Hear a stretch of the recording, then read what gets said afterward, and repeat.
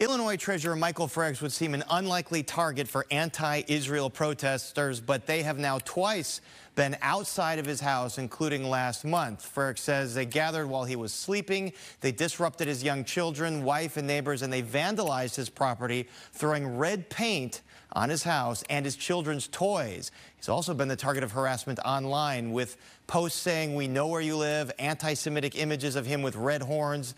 Now, anti-Israel groups are upset that he is investing in Israel. He is investing state money in Israel bonds.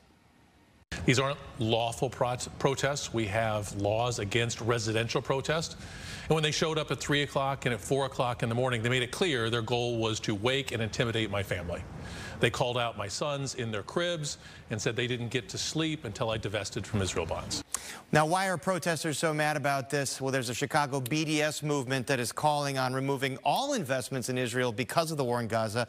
Frerichs says he is continuing to invest in Israel because those bonds are performing very well. It produces a large rate of return for the state, and his job is to ensure that state finances are strong. BDS Chicago says the protests and the targets are justified because Frerichs isn't listening to their demands.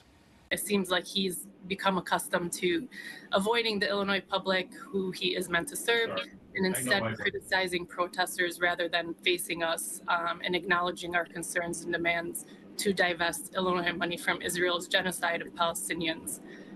We don't want our tax dollars funding violence or mass slaughter of the Palestinian people.